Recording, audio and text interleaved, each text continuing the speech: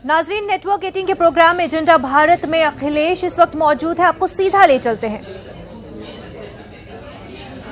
दरवाजे पे खड़ा है।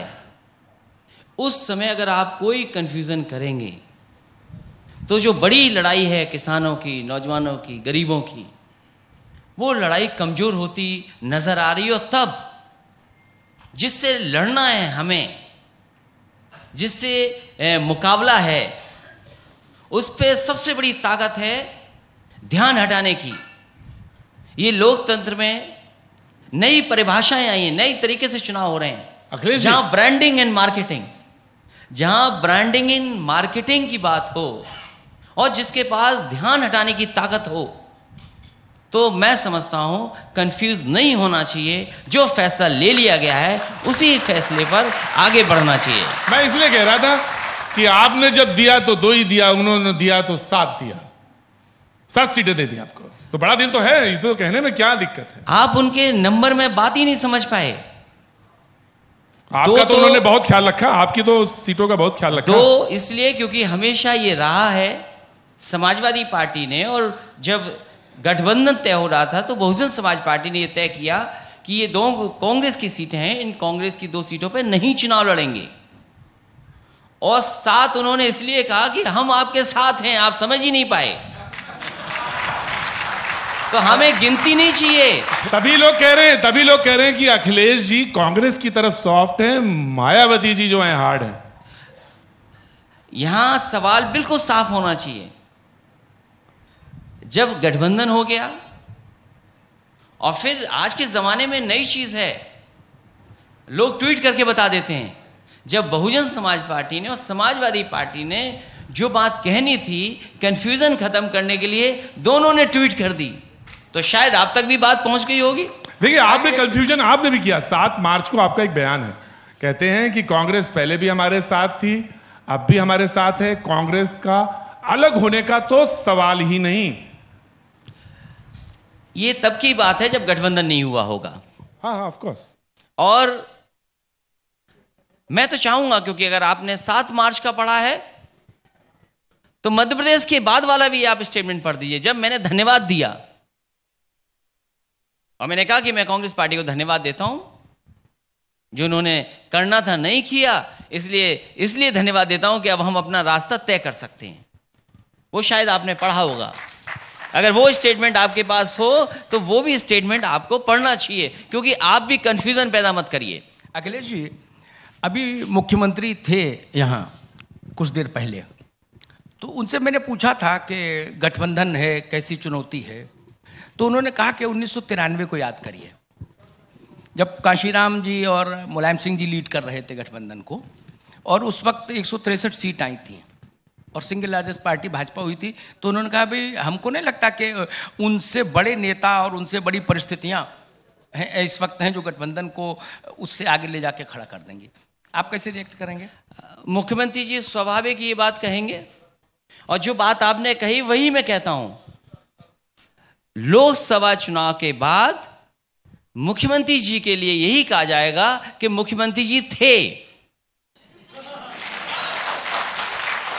क्योंकि जो जनता फैसला ले रही है, परिणाम जिसका आना है, और वो स्वाभाविक है क्योंकि अपनी बात छिपानी है उन्हें। आज शायद उपलब्धियां भी बताई होंगी, पता नहीं कौन सी उपलब्धि बताई। आपकी बुराई भी करी उन्होंने, आपकी बुराई भी करी उन्होंने। अखिलेश जी, मैं अच्छा, आज के जमाने में वो बुराई नहीं होती है। अखिलेश जी, बुराई नहीं होती है क्योंकि टीवी पे दिख रहा है, फेसबुक पे दिख रहा है, जो आदमी कह रहा है, तो बुराई थोड़ी होगी। भाई उन्होंने ये कह दिया, वो ये कहा जाएगा कि जो सरकार में बैठे वो झूठ बोल रहे हैं। ना, उन्होंने ये कहा जो पहले थे वो मजाक थे, नमूने थे, ये कहा ऑन रिकॉर्ड। जो मैं कहता हूं कि आजकल बुराई नहीं होती क्योंकि उनके पास सच्चाई नहीं है।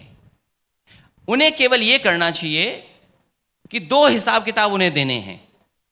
एक 2014 में जो वादे किए थे, एक जो 2017 में वादे किए थे।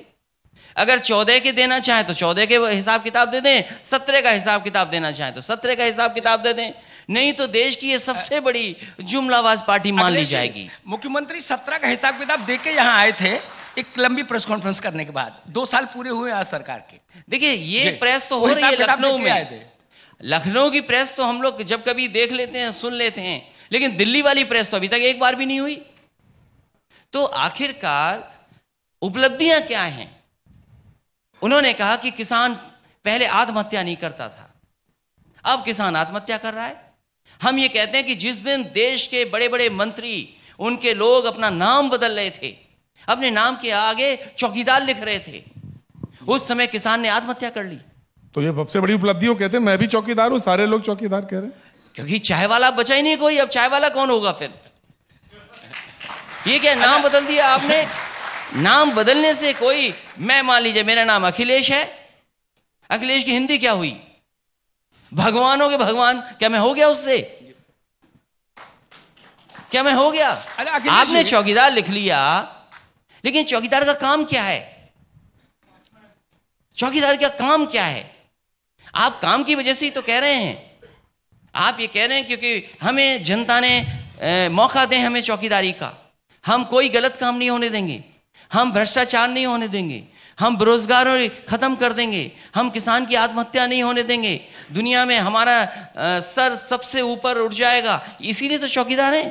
तो और फिर अगर याद कीजिए आप, उन्होंने चुनाव में यही कहा था कि हम चौकीदार हैं, लेकिन अगर जनता ने उनकी बात पे भरोसा किया और 5 साल चौकीदारी का मौका दिया, और अगर हमारे आपके घर में कोई चौकीदार गड़बड़ कर दे तो क्या होता है चौकीदार के साथ? अखिलेश जी, एक सवाल। ये देश की जनता 15 लाख का हिसाब किताब लेगी तो सोचो क्या होगा? नहीं, वो कहते हैं आप 2 करोड़ की नौकरी का आप भी हिसाब दीजिए। उन्होंने कहा कि मेरे पूरे 5 साल में एक भी दंगा नहीं हुआ, 1000 दंगे हुए। ये तो आपने एकदम अच्छा सवाल उनसे पूछा। जब कह रहे हैं, जवाब दे रहे हैं। जब दंगा करने वाले खुद कुर्सी पे बैठ जाएं तो दंगा होगा कैसे? और ये बात मैं नहीं कह रहा,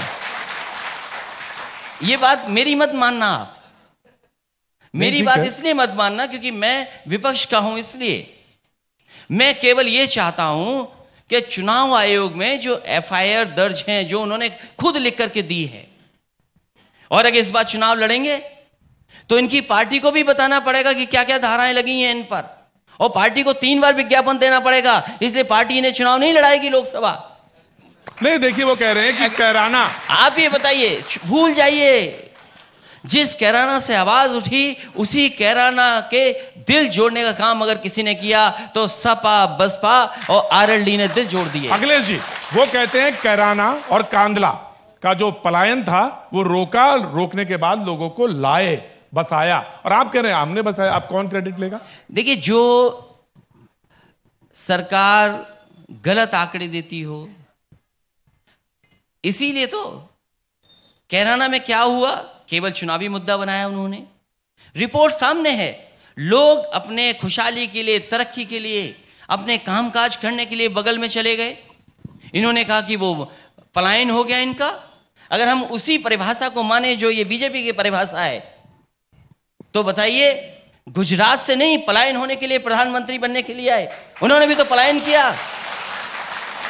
अरे उनका पलायन है, इनका पलायन नहीं है। अखिलेश जी, एक सवाल मेरे जहन में आता है। वो काम काज के लिए गए थे बगल में, वो रिपोर्ट है, ये मैं नहीं कह रहा, वो रिपोर्ट मौजूद है, जो 30 साल पहले चले गए, 20 साल पहले चले गए। ये सवाल इनको ये करना चाहिए और जवाब ये जनता में देना चाहिए कि उसी कैराना के आसपास जो चीनी मिले हैं, आपने वादा किया था कि 14 दिन में हम किसानों के गन्ने का भुगतान कर देंगे। तुम लोग क्या कर दिया मैंने? उन्हें शायद नहीं आपने हिसाब किताब, यही तो दिक्कत है, यही तो समस्या है। आप जब पूछ रहे होते तो शायद एक लाइन नीचे चल जाती कि अभी भी 10,000 करोड़ से ज्यादा किसानों का बकाया अभी है। लेकिन अखिलेश जी, आप वहां जब बात ये कहते हैं तो आप मध्य प्रदेश, राजस्थान, कर्नाटक की बात क्यों नहीं कहते हैं? किसानों की तो वहां भी बात है।